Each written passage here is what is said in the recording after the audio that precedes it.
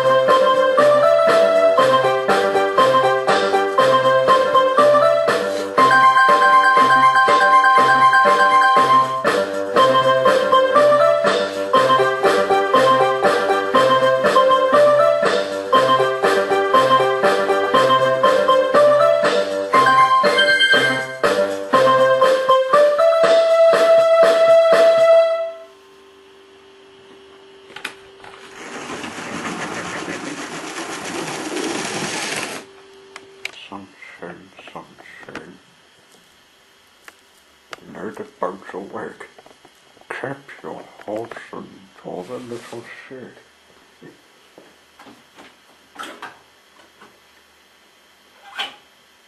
Oh, music, somebody.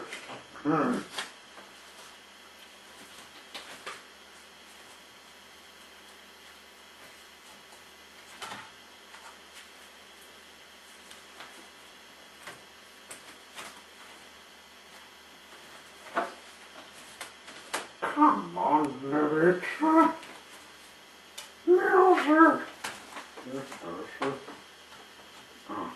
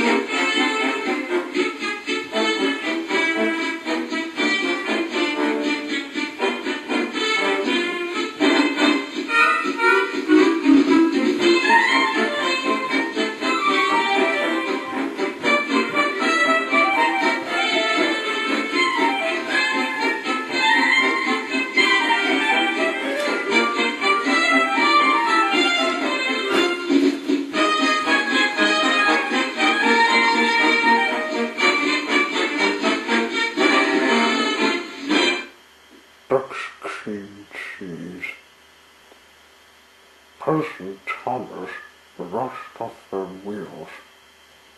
The Fat Controller came to see them. "I know you like hard work, but you can't be everywhere," he said. "You'll need help from other branch names." Thomas and Percy were grateful. "I have a plan," went on the Fat Controller. He went to see another friend who lived in a place called Tanner, where we George and Ward lived. Well, called a friend of his from Tanner to be in a black 710 engine called Pack.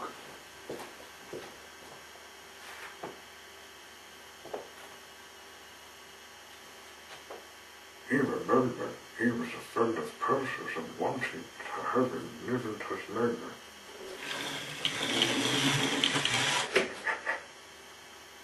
"Your owner says you've been working in your railway for many years, and has decided to let you live in Tasmania." Punk was pleased. "Oh, thank you, sir.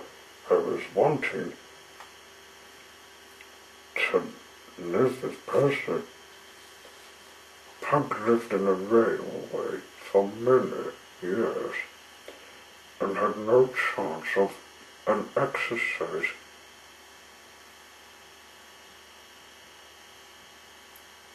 He wanted to have a private talk with the Fat Controller to tell him about his tale. The Fat Controller agreed because, well, he wanted to have a better life away from every mountain in an open valley. "That's my friend, Punk." Doc was excited when he heard the news. "Another several tank engine? Another tank engine, sir? Is it Percy's friends?" he asked. The Fat Controller laughed. "Yes, it is. But I want him to help Percy with the fishwork, so I'm afraid you might not see him, but he's living with us today." During the week before Punk came, rain came. Many engines don't like it, but they need to work. "Just the sort of weather when you'll need cream cheese for a hamburger," laughed his driver. "What's cream cheese?" asked Doc. "It's, difficult, hard to describe," admitted the fireman. "You melt it from a block of cheese, which turns into a sort of sticky gore," finished the driver. "Then you'll make only 4 items with it. Yum."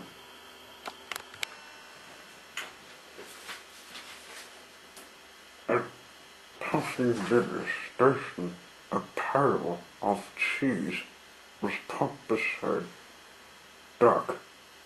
They were to be taken to the other coast of Tasmania. They loaded them in some less warm part of his cab.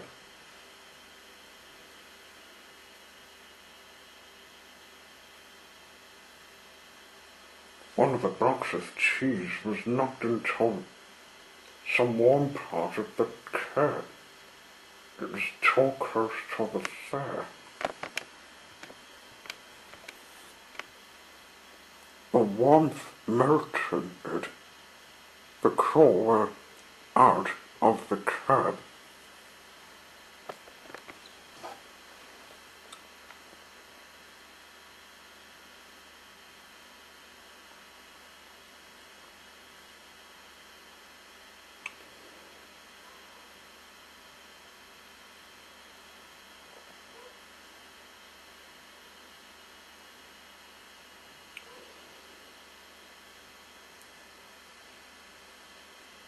and when they came back, they could see the warmth from Duck's fur had just turned the cheese into a sort of sticky gooey goo. Duck saw the melted stuff melt on his curb floor. Some of the other cheese was accidentally knocked off into his open tank cap, which one of the train crew had forgotten to shut it.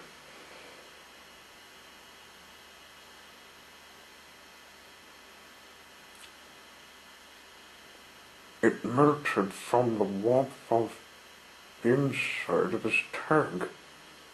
He felt it leak through his funnel. "Ugh!" he exclaimed. All the cheese was all over him.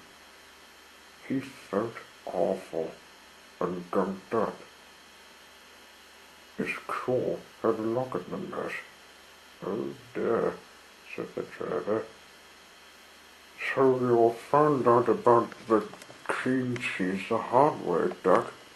But the thing is, you're supposed to eat it, not blip it when it went in your tank near your fare." Duck didn't think it was funny.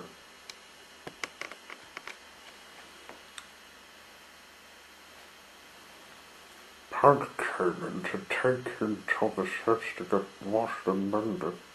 "Hello, you must be Duck," he said. "I haven't seen you for years." "Hello, you must be Pug," said Duck.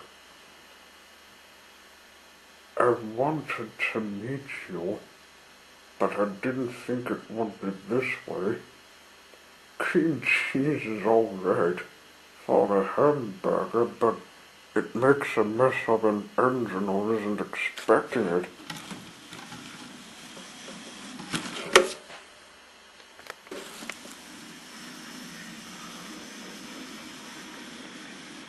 Pug's tale of another engine that did the same thing like 16. "It's nice to live with you, Percy," said Pug.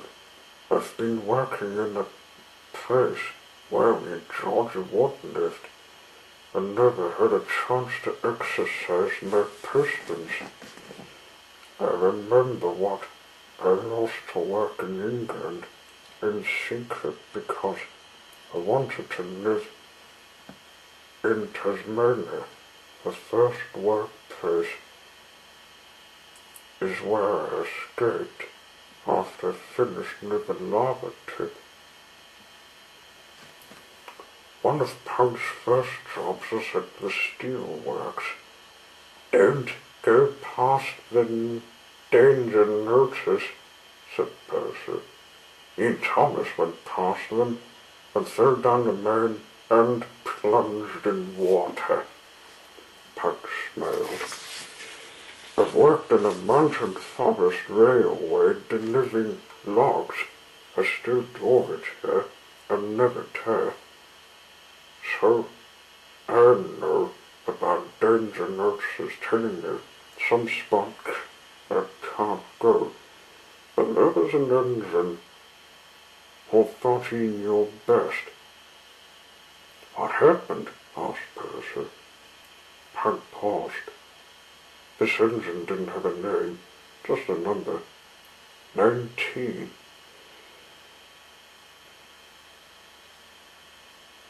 He worked in the tipyard sorting trucks, pushing them to the hill spot, where we call the dump.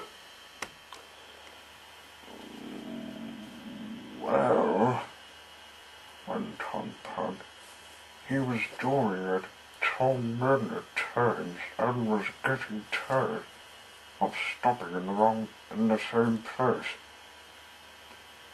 where he can't pass the danger board, Sam noticed. He wanted to check the drop out for himself, but his driver stopped him every time. The other engines tried to stop him too. If the sign says danger, you can't pass it, they said. 19 paid no attention. Poor. I can take care of myself.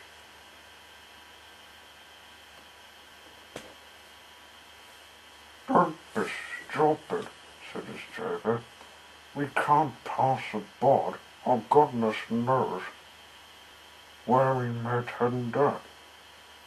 But 19 wanted to know. One day, he decided to leave the tip yard without telling, by doing something naughty. Seems he was tired of stopping in the same place. He stopped. His driver uncoupled the tracks and began to move him back, but he didn't. 19 charged forward and banged the trucks hard, too hard that they went flying towards the building. There was a terrible crash.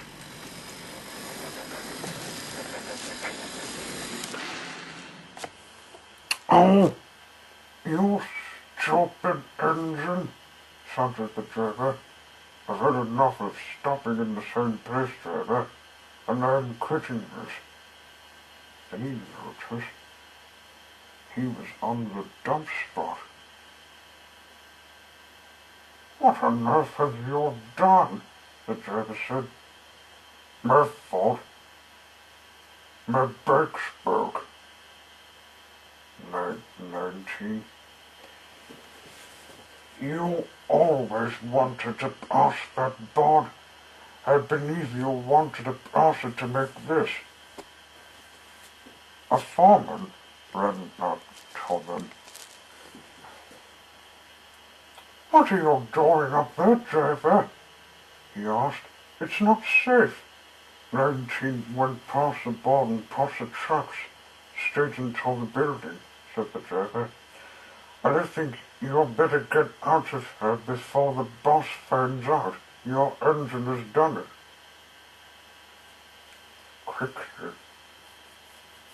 19 backed off back to firm ground.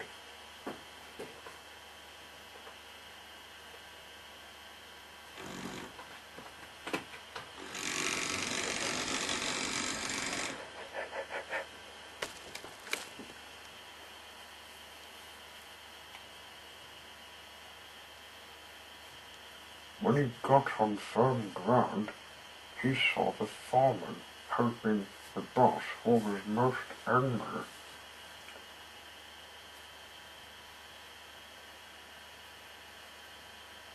He saw him looking angry and surveying the wreckage of his office being destroyed. It was time for him to run away before anyone would stop him. He went into a deeper country to live safe and work, and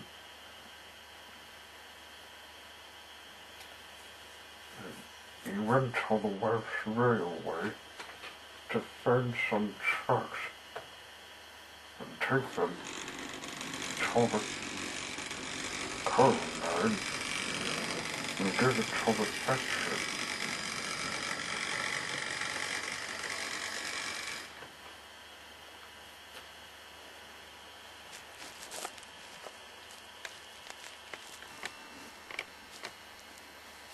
But life of his in Wales didn't go well, so he went out running for mine and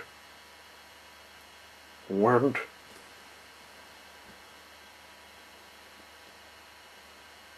into a country which is Tasmania.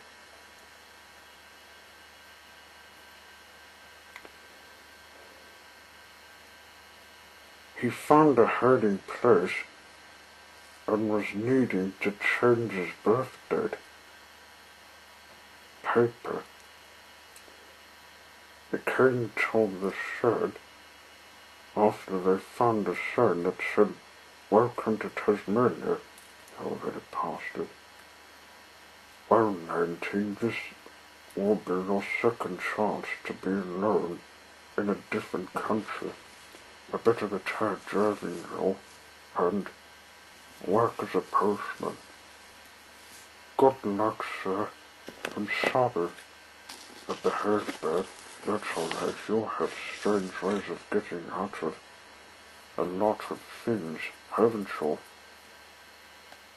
He left, and 19 was left alone for the first time in his life in a safe country, Tasmania. Percy was silent. What happened to 19 after he was waiting in the shed in our country? He answered.